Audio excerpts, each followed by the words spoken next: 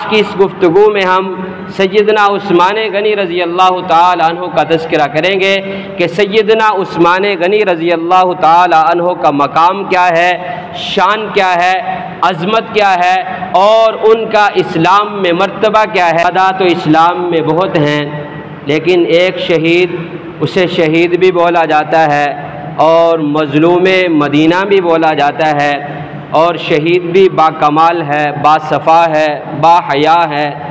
ایسے کمالوں والا شہید ہے کہ جس کی شہادت کی گواہی سالوں پہلے میرے اور آپ کے پیارے نبی صلی اللہ علیہ وسلم نے دے دی تھی۔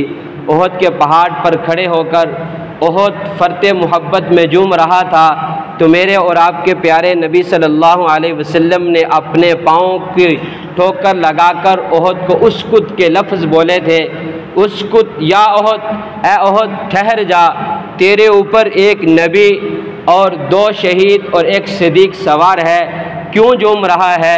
تو احد بھی تو فرط محبت میں جھوم رہا تھا، تو اس وقت جو 2 شہیدوں کی بشارت تھی ان میں سے ایک شہید سیدنا عثمان بن عفان رضی اللہ تعالی عنہ ہے۔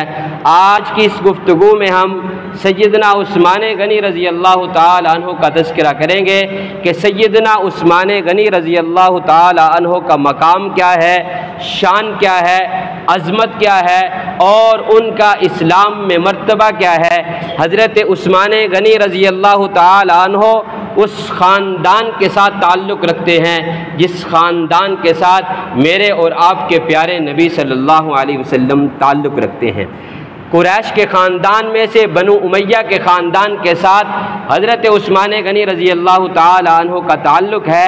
اگر سلسلہ نسب کو دیکھا جائے، شجرہ نسب کو دیکھا جائے، تو 5 پشتوں پہ جا کر میرے اور آپ کے پیارے نبی صلی اللہ علیہ وسلم کے شجرہ نسب میں عبد مناف کا نام آتا ہے۔ اس جگہ پہ جا کر حضرت عثمان غنی رضی اللہ تعالی عنہ کا شجرہ بھی عبد مناف کے ساتھ مل جاتا ہے۔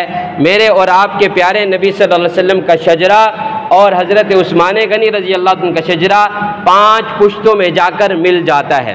حضرت عثمان غنی رضی اللہ تعالی عنہ کے باپ کا نام عفان ہے، اور حضرت عفان کے باپ کا نام ابو العاص ہے، اور ان کے باپ کا نام امیہ ہے، اور ان کے باپ کا نام عبد الشمس ہے، اور ان کے باپ کا نام عبد مناف ہے۔ یہ عبد مناف جو ہے یہ میرے اور آپ کے پیارے نبی صلی اللہ علیہ وسلم کے بھی شجرہ نسب میں آتا ہے۔ اور پھر اگر والدہ کی طرف سے خاندان کو دیکھا جائے تو حضرت عبد المطلب کی ایک بیٹی ہے جس کا نام ام حکیم البیضہ ہے، ام حکیم البیضہ ہے۔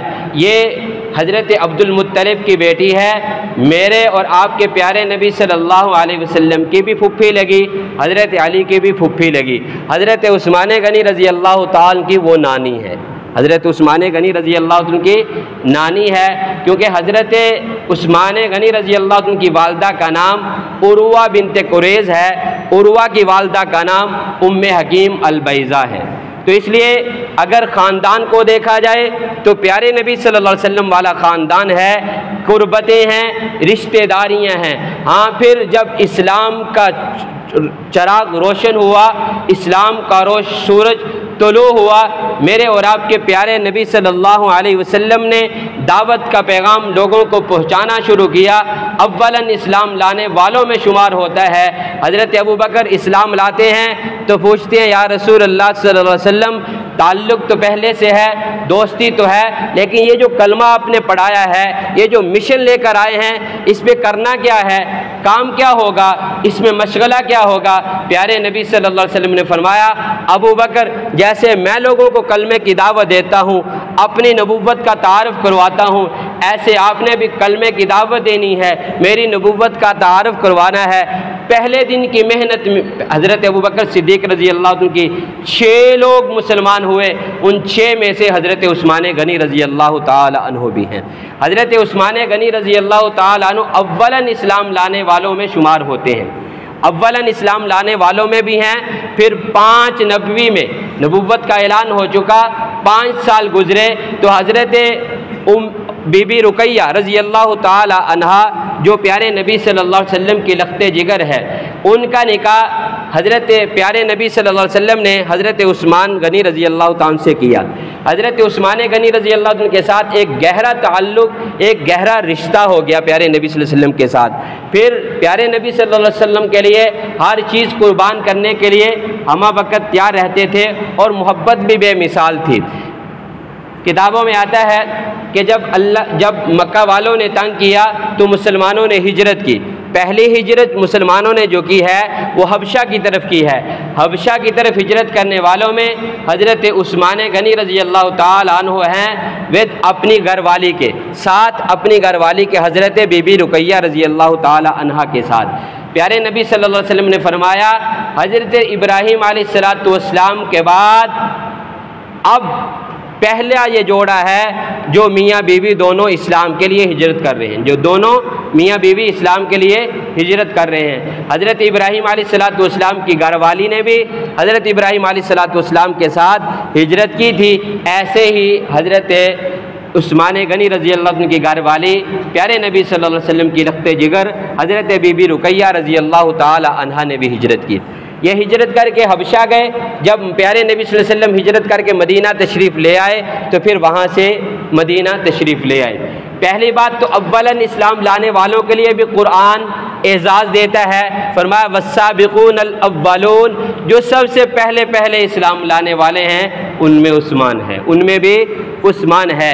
پھر ہجرت کرنے والے والسابقون الاولون من المہاجرین والانصار، فرمایا دوسرا ٹائٹل مہاجرین کے لیے ہیں کہ وہ بھی راہ ہدایت پر ہیں۔ الذین اتبعوہم بإحسان، ہاں جو کوئی بھی ان کی پیروی کرے گا، جو پہلے اسلام لانے والے ہیں، جو ہجرت کرنے والے ہیں، جو نصرت کرنے والے ہیں، یہ تین ٹائٹل دینے کے بعد قرآن کہتا ہے جو ان کی پیروی کرے گا وہ بھی سیدھا جنت میں چلا جائے گا، وہ بھی جنت میں چلے جائے گا، وہ بھی راہ ہدایت پر آ جائے گا۔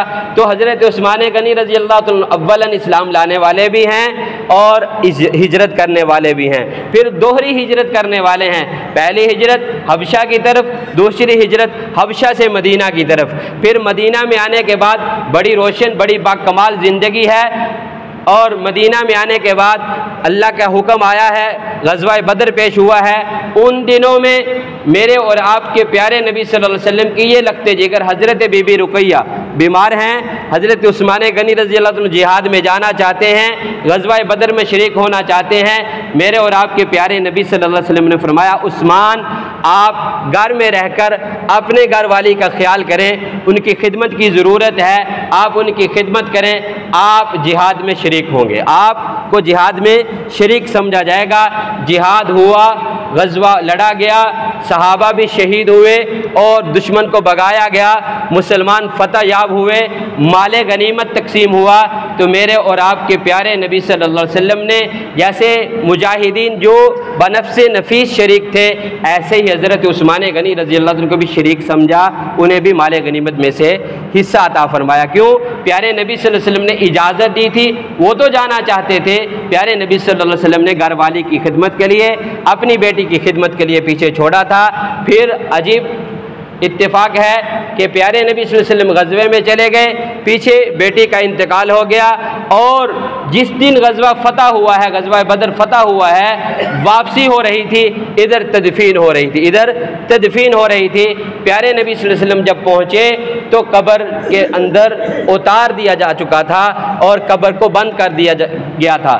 تو پیارے نبی صلی اللہ علیہ وسلم کے لیے صحابہ نے عرض کیا رسول اللہ علیہ وسلم اگر حکم ہو تو ہم قبر کو کھول دیتے ہیں، قبر کو کھول دیتے ہیں، آپ اپنی بیٹی کی زیارت کر لیں، اپنی بیٹی کو دیکھ لیں۔ پیارے نبی صلی اللہ علیہ وسلم نے فرمایا اب جنت میں ہی ملاقات ہوگی، اب جنت میں ہی ملاقات ہوگی۔ تو یہ حضرت عثمان غنی رضی اللہ تعالی عنہ ہیں۔ پھر کیسی زندگی ہوگی، کیسا داماد ہوگا، کیسی روشن زندگی ہے، کیسے اخلاق ہیں، کیسا پیار ہے کہ پیارے نبی صلی اللہ علیہ وسلم نے دیکھا کہ عثمان پریشان ہیں۔ یہ روایات میں آتا ہے یہ حضرت پیارے نبی صلی اللہ علیہ وسلم نے خود ہی نکاح نہیں کیا، دوسرا نکاح اللہ تعالیٰ نے جبرائیل کو بھی بھیجا ہے، فرمایا کہ اپنی بیٹی ام کلثوم کا نکاح عثمان کے ساتھ کر دیجئے۔ پیارے نبی صلی اللہ علیہ وسلم نے عثمان کو بلایا، کہا بڑے پریشان رہتے ہو، کیا بات ہے؟ کہا یا رسول اللہ صلی اللہ علیہ وسلم جو ہمارا رشتہ تھا، رشتہ داری کی جو بات ہے وہ اس کی بات ہے، ویسے تو محبت اور ایمان کا جو رشتہ تھا وہ تو اسی طرح برقرار تھا، فرمایا جو ہمارا رشتہ تھا وہ ختم ہو گیا، اس کی وجہ سے بہت پریشان ہوں۔ تو پیارے نبی صلی اللہ علیہ وسلم نے فرمایا اللہ تعالیٰ نے جبرائیل کو بھیجا ہے کہ اپنی بیٹی ام کلثوم کا نکاح عثمان کے ساتھ کر دو۔ حضرت ام کلثوم کا نکاح حضرت عثمان کے ساتھ ہوا، پھر حضرت عثمان غنی رضی اللہ عنہ کے نکاح میں حضرت ام کلثوم رہی۔ 9 ہجری میں حضرت ام کلثوم کا بھی انتقال ہو گیا، 9 ہجری میں حضرت ام کلثوم رضی اللہ تعالی عنہا کا بھی انتقال ہو گیا۔ تو پیارے نبی صلی اللہ علیہ وسلم کی اس وقت بیٹی صرف حضرت فاطمہ تھی، وہ بھی حضرت علی کے نکاح میں تھی، وہ بھی حضرت علی کے نکاح میں تھی۔ پیارے نبی صلی اللہ علیہ وسلم نے فرمایا، تاریخ ابن کثیر ہے اس میں حضرت علی رضی اللہ عنہ کے حوالے سے روایت نقل کی گئی ہے، پیارے نبی صلی اللہ علیہ وسلم نے فرمایا عثمان اگر میری 40 بیٹیاں بھی ہوتی تو یکے بعد دیگرے آپ کے نکاح میں دے دیتا، یکے بعد دیگرے آپ کے نکاح میں دے دیتا۔ کیسی مثالی زندگی ہوگی کہ پیارے نبی صلی اللہ علیہ وسلم اپنی بیٹیوں کا رشتہ عثمان کے ساتھ کرنے کے لیے کتنا تیار ہیں اور کیسا پیغام دے رہے ہیں۔ پھر حضرت عثمان غنی رضی اللہ تعالی ان صحابہ میں سے ہیں جو جن کو دنیا میں رہتے ہوئے جنت کی بشارت سنائی گئی ہے، جنت کی بشارت سنائی گئی ہے، 1-2 مرتبہ نہیں، کئی مجلسوں میں جنت کی بشارت سنائی گئی، کئی مجلسوں میں۔ ایک مرتبہ حضرت ابو ہریرہ حضرت اور صحابی ہیں پیارے نبی صلی اللہ علیہ وسلم کے ساتھ تشریف فرما تھے، آپ صلی اللہ علیہ وسلم ایک باغ میں تشریف فرما ہیں، صحابی بھی پاس ہیں، پیارے نبی صلی اللہ علیہ وسلم جو ہیں چھڑی مبارک ہاتھ میں ہے اور اس کو پانی کے اوپر مار رہے ہیں، پانی تھا اور مٹی تھی، اس کے اوپر ایسے آہستہ آہستہ مار رہے ہیں جیسے آدمی مصروف جیسے آدمی بیٹھا بیٹھا کرنے لگ جاتا ہے۔ پیارے نبی صلی اللہ علیہ وسلم ایسے اس کے ساتھ نہ پانی کے ساتھ چھڑی کو مار رہے ہیں، تو دروازہ جو باغ تھا اس کی جو مڈیر تھی دروازہ تھا وہ بجا، اجازت چاہی گئی، تو پیارے نبی صلی اللہ علیہ وسلم نے فرمایا جاؤ اجازت دے دو، جو آنے والا ہو اسے جنت کی خوشخبری دے دو، جو آنے والا ہو اسے جنت کی خوشخبری دے دو۔ دربان نے صحابی نے جا کر دروازہ کھولا تو حضرت ابو بکر تھے، جنت کی بشارت دے دی، آنے کی اجازت دے دی، وہ تشریف لے آئے۔ پھر تھوڑی دیر کے بعد پھر دروازہ بجا، پھر پیارے نبی صلی اللہ علیہ وسلم نے فرمایا جاؤ دروازہ کھول دو اور آنے والے کو جنت کی بشارت دے دو، آنے والے کو جنت کی بشارت دے دو۔ صحابی گئے، جا کر دروازہ کھولا، جنت کی دیکھا تو حضرت عمر ہیں، جنت کی بشارت دی اور اجازت دی، اندر آ گئے۔ پھر تیسری بار پھر دروازہ بجا تو پیارے نبی صلی اللہ علیہ وسلم نے فرمایا ٹھہر جاؤ، اور اپنے کپڑے درست کیے، کہا جاؤ دروازہ کھولو، جو آنے والا ہو اسے جنت کی بشارت دے دو۔ دروازہ کھولا گیا تو دیکھا عثمان ہیں اور اس نے جنت کی بشارت دے دی گئی، تو پیارے نبی صلی اللہ علیہ وسلم کے پاس حضرت عثمان تشریف لے آئے اور پہنچے۔ ایک اور واقعہ اسی طرح کا، اس کو اکٹھا کر لیتے پھر اس کا نتیجہ نکالتے ہیں۔ اما عائشہ صدیقہ رضی اللہ تعالی عنہ فرماتی ہیں کہ پیارے نبی صلی اللہ علیہ وسلم میرے بستر پر لیٹے ہوئے تھے، میری ہی چادر اپنے اوپر اوڑھے ہوئے تھے، میری ہی چادر اپنے اوپر اوڑھے ہوئے تھے۔ تو دروازہ بجا، اجازت مانگی گئی، دروازہ کھولا گیا تو حضرت ابو بکر تھے، آ گئے۔ پھر دروازہ بجا، پھر اجازت مانگی گئی، دروازہ کھولا تو اما عائشہ صدیقہ رضی اللہ عنہ نے جا کر دروازہ کھولا تو عمر تھے، آنے کی اجازت دے دی۔ تیسری بار جب دروازہ بجا تو پوچھا گیا کون؟ کہا عثمان۔ پیارے نبی صلی اللہ علیہ وسلم تھوڑی دیر ٹھہر جاؤ۔ پیارے نبی صلی اللہ علیہ وسلم اٹھے، چادر کو اتارا، کپڑوں کو درست کیا اور اما عائشہ اپنی گھر والی اما عائشہ صدیقہ رضی اللہ عنہا کو فرمایا عائشہ اپنے بھی اپنی چادر کو بھی درست کر لیں، اپنی چادر کو بھی درست کر لیں، یعنی کہ صحیح تو پہلے بھی تھی اور درست کر لیں۔ پھر کہا آ جائیے، آئے، گفتگو ہوئی، پہلے حضرت ابوبکر صدیق رضی اللہ عنہ آئے، بات چیت ہوئی، اجازت مانگی، چلے گئے۔ عمر آئے، بات چیت ہوئی، مشورہ کیا، اجازت مانگی، چلے گئے۔ عثمان آئے، بات چیت ہوئی، مشورہ ہوا، جو بات کرنے کے لیے آئے تھے کہ پیارے نبی صلی اللہ علیہ وسلم سے، پھر چلے گئے۔ اما عائشہ صدیقہ رضی اللہ تعالی عنہا نے فرمایا یا رسول اللہ صلی اللہ علیہ وسلم عجیب بات ہے کہ ابو بکر آئے، آپ اسی طرح لیٹے رہے، وہی چادر میرے والی اوڑھی رکھی۔ عمر آئے، آپ نے ان کی بھی بات سنی، ان کے لیے بھی ایسے ہی آپ لیٹے رہے۔ عثمان آئے، آپ نے چادر میری اتار دی، مجھے بھی کہا چادر کو سیدھا کر لو، خود بھی کپڑوں کو درست کر کے بیٹھ گئے۔ فرمایا کہ عثمان کی طبیعت بہت حیا والی ہے، عثمان کی طبیعت بہت حیا والی ہے، اس لیے میں نے چاہا کہ میں بھی ایسے کپڑوں کو نہ چھوڑوں، کہیں آ کر وہ میرے سے بات نہ کر سکے، میرے سے وہ بات نہ کر سکے، جو بات کرنے کے لیے آئے ہیں وہ بات پوری نہ کر سکے۔ میں نے اس لیے اپنے کپڑوں کو درست کیا اور عثمان نے اپنی بات کو رکھا اور بات کر کے واپس چلے گئے۔ ان دونوں واقعوں میں ایک عجیب بات ہے جو سمجھنے کی ہے، آج ہمارے لیے ضرورت بھی ہے۔ آج ہم کسی کا بھی خیال نہیں رکھتے، کسی کی بھی طبیعت کا خیال نہیں رکھتے، کسی کے مزاج کا بھی خیال نہیں رکھتے۔ اس واقعے میں ملتا کیا ہے کہ پیارے نبی صلی اللہ علیہ وسلم عظمت والے ہیں، اسی طرح بھی لیٹے رہتے، وہ ایسی کیفیت نہیں تھی کہ جو غلط ہو، صحیح کیفیت تھی، سب کچھ درست تھا، لیکن طبیعت کو دیکھا کہ عثمان کی طبیعت نفیس ہے، حیا کے بارے میں بہت زیادہ حیادار ہیں، کوئی ایسی بات نہ ہو جائے، کوئی ایسا سامنے نظر نہ آئے جو ان کی طبیعت کو گراں گزرے۔ تو آج ہمیں بھی یہ سوچنا چاہیے، ہمارے پاس جو آنے والا مہمان ہے، ہمارا جو بڑا ہے، ہمارا جو بزرگ ہے، ہمارا یہ جو دوست ہے، میرا یہ جو بھائی ہے، میری یہ جو بہن ہے، اس کی طبیعت کیسی ہے؟ کیا یہ چھوٹی سی مذاق کی وجہ سے ناراض تو نہیں ہو جاتی؟ چھوٹی سی بات کی وجہ سے ناراض تو نہیں ہو جائے گی؟ تو یہ کیا صفائی ستھرائی سے ناراض تو نہیں ہوتی؟ یہ صفائی نہ ہو تو ناراض ہو جائے، کھانا ایسا نہ بنا ہو تو ناراض ہو جائے؟ تو ایسی طبیعت کا خیال رکھنا یہ پیارے نبی صلی اللہ علیہ وسلم کا طریقہ ہے۔ تو اس لیے ہم خیال کریں کہ ہمارے پاس آنے والا جو مہمان ہے یا ہمارا جو بزرگ ہے، ہمارا جو بڑا ہے، ہمارا جو بھائی، اگر اس کی طبیعت میں کوئی ایسی چیز ہے جس کو ہم کر سکتے ہیں اس کے لیے کر دیں، وہ خوش ہو جائے گا، اس کی وجہ سے اللہ تعالیٰ خوش ہو جائیں گے، اس کی وجہ سے اللہ تعالیٰ خوش ہو جائیں گے۔ تو اس لیے حضرت عثمان غنی رضی اللہ عنہ کے لیے اہتمام کیا کس نے؟ میرے اور آپ کے پیارے نبی صلی اللہ علیہ وسلم نے۔